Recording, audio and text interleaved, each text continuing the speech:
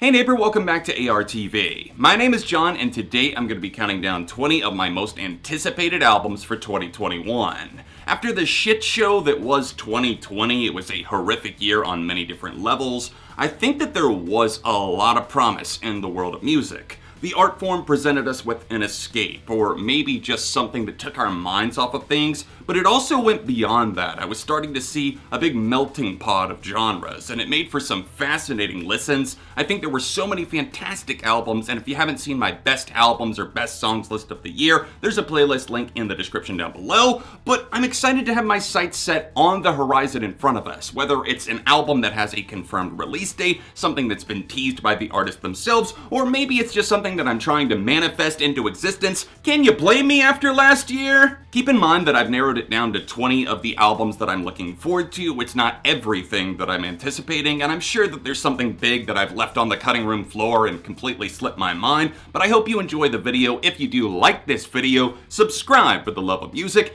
and leave a comment down below letting me know what are you looking forward to most in 2021.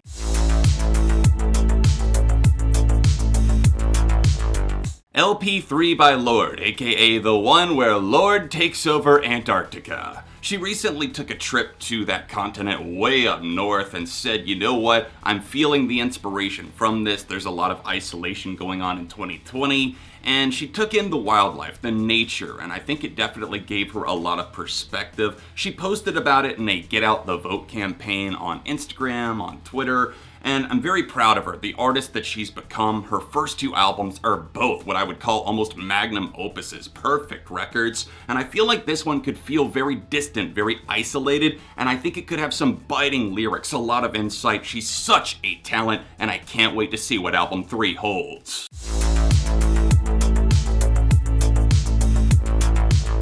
The 90s rock influence group Teenage Wrist have a brand new album, Earth is a Black Hole, due out February 12th on Epitaph Records, and I am incredibly stoked. The single, the title track, is just fantastic. It reminds me of a little bit of the curb stomp of the rockier days of Jimmy Eat World in the late 90s. Also, maybe touches of emo, considering everything will eventually disappear into the void, into nothing, and that should make us feel small. That's what their frontman is saying about this record. That's the idea behind it. So both that and Silver Spoon, the two singles that are out as of recording this video, are both amazing, electrifying stuff. It'll be interesting to see how they pull off the swerve from 90s shoegaze to more of 90s alt-rock, but I have no reason to doubt them despite the lineup changes.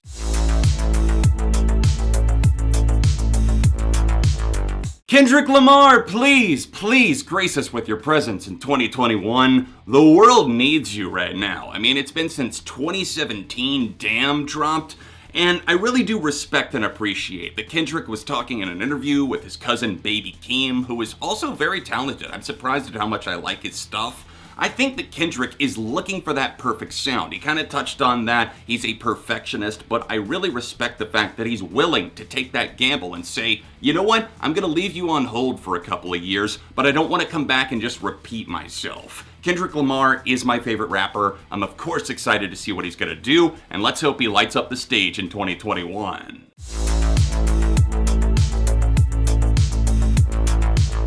On paper, it looked like things were heating up to be the biggest year for the Red Hot Chili Peppers in over a decade. They had a ton of festivals booked, and obviously John fucking Frusciante back in the band as the guitarist. That's amazing news. I remember the exact moment in time that I found out, and essentially since then, I've been just sitting there staring at the clock saying, where's that album, boys? I understand the delays, there's been injuries, and now COVID. John's back in the band. I'm just really excited to see how are they going to find their groove again. There's rumors that Rick Rubin has been tapped yet again to produce for them. He produced from 1991 up through 2011's I'm With You. And while I do wish that they had given Danger Mouse another shot, that's obviously not been set in stone yet, and I'm just excited to see whatever the hell they're going to deliver. Will it pick up where Stadium Arcadium left off, or will it go back to the basics and something from the early 90s? Who knows, but I'm ready to find.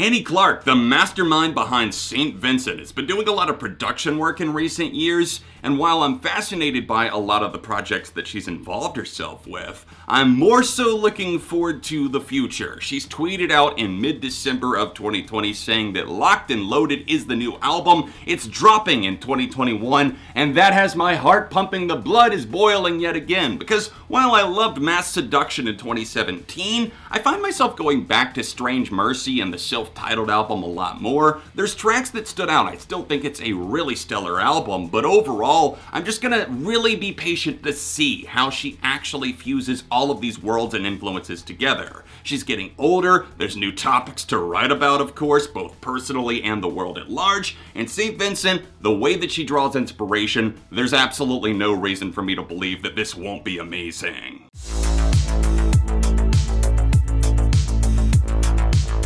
Citizen and LP4. What an evasive topic that just seems to have been out there for a while. I almost feel like they've been done recording for like a year or two at this point. But Citizen and their longtime producer Will Yip are just incredibly charismatic when they come together with chemistry in the studio. I think As You Please, even objectively, was their best record and most mature one. But that was 2017. We're looking at almost 4 years between albums, and considering they've never taken that long before, I think this is going to be something that kind of dazzles me. It's going to be a mix, perhaps, of their earlier sounds, maybe a little bit of that grunginess, but also some more mature, forward-thinking stuff, and I can't wait until it finally lands.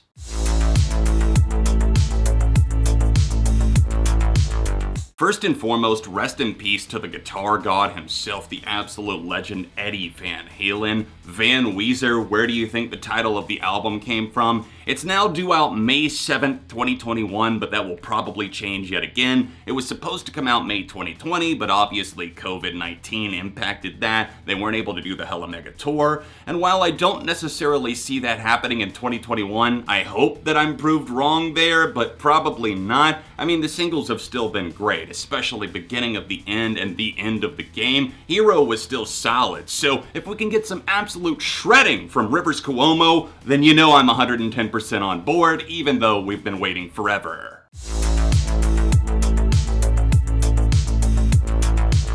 Riri, where are you at, girl? It's been a few years. I mean, I know that we're patiently waiting because she's gotten older, she's starting to take on more of the songwriting duties herself, she's focused on fashion and other aspects. But at the same time, I mean, I thought Anti was really interesting. Maybe this is me just waxing nostalgic for the days when she used to put out a record every single year, but there used to be 2 things that you could count on every single year without fail. Your taxes are gonna be due, and Rihanna's gonna put out a new album at some point. But now it's been about 5 years, she wrote a lot more. She actually had songwriting credits on Anti. So 5 years later, can she draw more from the personal well? She's been teasing that this record does exist, so please, bless us with your presence this year.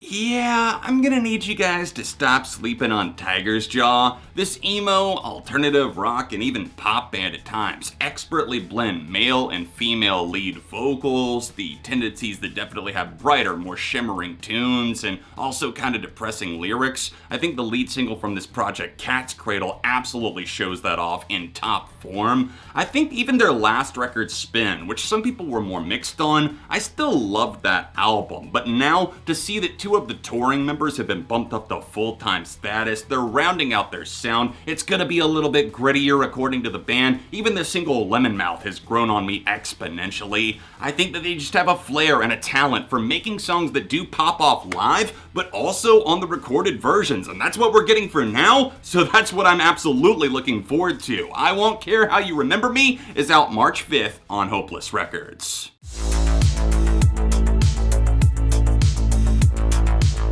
Of course I'm putting Bring Me the Horizon on here. I feel like I have them every year on this list, but how could I not after Post-Human Survival Horror? That was just the first of apparently 4 EPs in this Post-Human series, so with that first one being fucking perfect, going so heavy, but also having quick, light on its feet moments of emotion, it's just intense. They throttled the fuck out of me, and I think that they just kind of sewed everyone's mouth shut. So can they do it again? I think so, and I look forward to what they bring in 2021.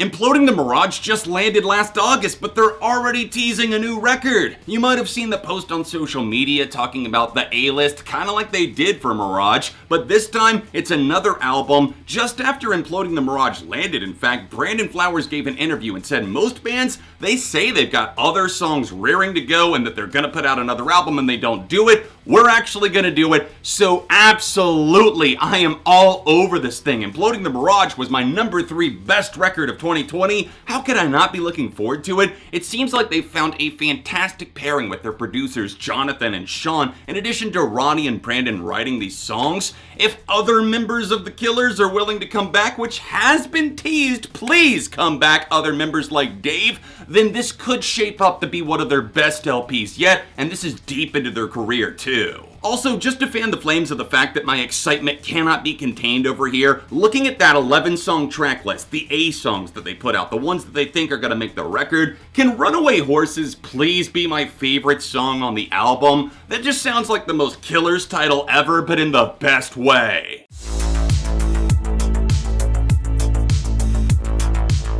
The Curious Case of Pierce the Veil. Will they? Won't they? It will have been 5 full years without a record, assuming they do put one out in 2021, and I know it feels like I continuously put them on this list, but I truly feel like this has to be the year. Vic Fuentes, their frontman, has talked about on Instagram, replying to fans, saying yes, they are recording, yes, it's finally happening, yes, they hope to tour at the end of 2021, assuming COVID clears up, so we'll see if that holds true. I'm a little bit concerned, considering I completely understand, and it's very valid as to why Mike Fuentes was removed from the band as their drummer, but he was so insanely good. Can they please get somebody else in there that knows what they're doing? I hope that's the case, because Misadventures, I mean, it was hella good. I mean, maybe not quite as good as Collide with the Sky, but still. I think having 5 years between a project, it could definitely be a passing of time in a bad way, or it could be hitting the refresh button, and that's exactly what they could need.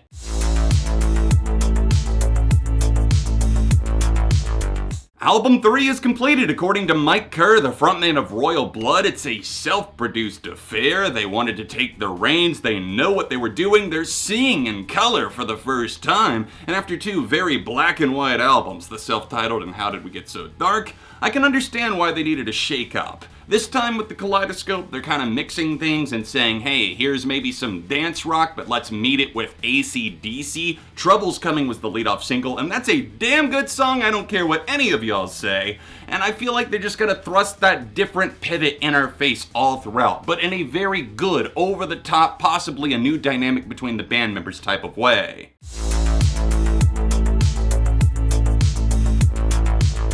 James Mercer of the Shins plus Danger Mouse, a producer that I very much respect. That's kind of like indie pop rock heaven right there. I always felt like there was a great chemtrail that they leave behind, and it makes you want a little bit more. I'm definitely pleased with the 2 records that they put out, but it's been almost 7 years since After the Disco. They've been teasing it for a while now. They're supposedly reuniting for an album in 2021. They put out a single in late 2019, and I think COVID delayed a lot of that. So can they get back on track? Can they actually put something out? Let's hope so, because I've really been missing that sound. It's just kind of a comfort for me that I continuously go back to here and there, and I'm always looking back very fondly.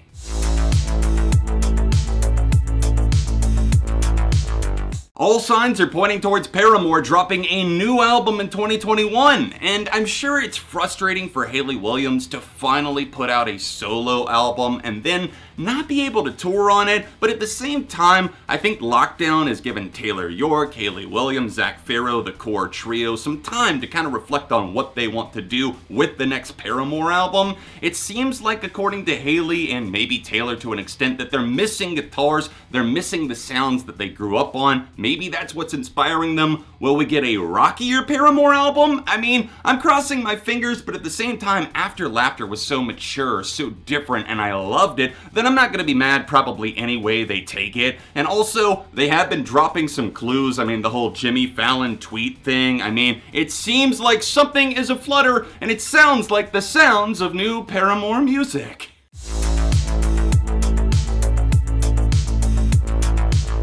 Hey Radiohead, are you 9 months pregnant? Because you're fucking due to drop. Radiohead haven't put out a record in about 5 years. A Moon-Shaped Pool was kind of leftovers as they described it, although there were new songs in there. They had updated some old ideas, and Colin Greenwood, their bass player, I believe, spoke at length about this, what they would want to do in the future. They think that the next record is going to be all new material, new innovations, new explorations, so I'm really hoping that they turn the page this year. There's been a few clues that could point towards that actually happening. It might not. Obviously, I'm not promising anything. I'm just an excited fan who got into them because of a Moon-Shaped Pool that made me fall in love, and now I want to be there as a massive fanboy, apparently, for the new album on day one.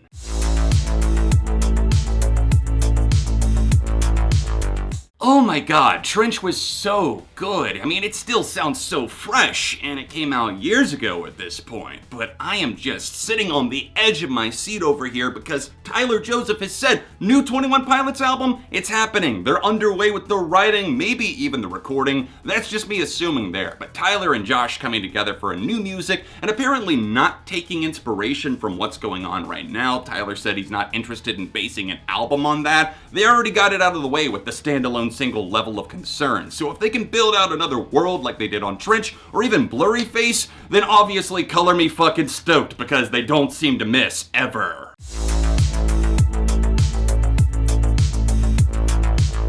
Will the next Arctic Monkeys record be a full band affair more so, or will it be like Tranquility Base Hotel and Casino, where it was more of an Alex Turner project and the band were almost an afterthought? It's still a really great record that grew on me more and more over time, but to see them come back with a bit more oomph to the passion of the project, then maybe that's what we're gonna get in 2021. Their manager confirmed that they are writing, they are starting to toss around ideas, and maybe the recording will happen at some point in the near future. They have studio time booked and scheduled, so it's happening, boys! Please, Arctic Monkeys, deliver us yet again. I have no reason to not keep the faith because they have never, ever missed.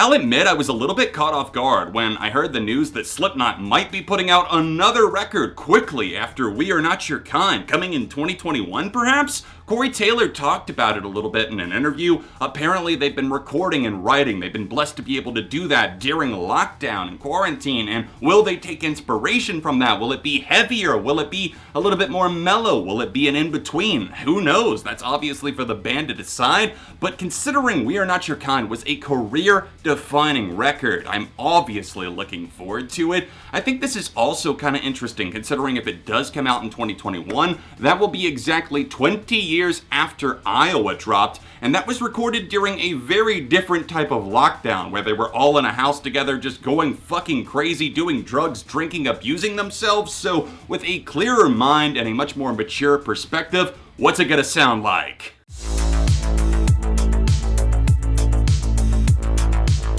Hi Wolf Alice, it's me, John from ARTV. Remember your biggest fan? Yeah, I'm gonna need you to drop LP3 in 2021 because I've been extremely patient. We all have. I think 2020 is absolutely a write-off. We forgive the fact that it didn't come out last year. Their manager, Jamie O'Bourne, at least the manager of their record label Dirty Hit, he said that they had studio time booked for February 2020. It's unknown if they got recording done during that time or not, or if they decided to scrap the material. Maybe they're trying to take inspiration from something else. They're scrapping the old stuff in favor of something new. I think it's just kind of up in the air, and while I do like the mysterious aura that floats around surrounding Wolf Alice, I'm gonna need some concrete evidence that this album does exist, that there's at least demos or something. Who's the producer? Throw us a bone here. Wolf Alice are fucking amazing. Obviously, I have fangirled like crazy for their debut, My Love Is Cool, and even Visions of a Life, both records made my best of the 2010s album list. I think that it's going to be an exciting, reinvigorating LP. I think they've got some new influences up their sleeve. It just depends on how they want to get it out, and if 2021 is going to be that magical year. That's a wrap. I just counted down 20 of my most anticipated albums for the upcoming year 2021. Let me know your thoughts in the comment section down below. Do you you agree with me on any of these? Are there other albums that you think I should have added to the list, or maybe something that you're really looking forward to? Let me know in the comments. Don't forget to drop a like on the video, subscribe for the love of music. If you want to support me on the new year on Patreon, then hit the top link down below. You can see my most anticipated albums of last year by tapping here, tap here for another recent video. All of my socials are in the description, and I'll be back soon with more on ARTV.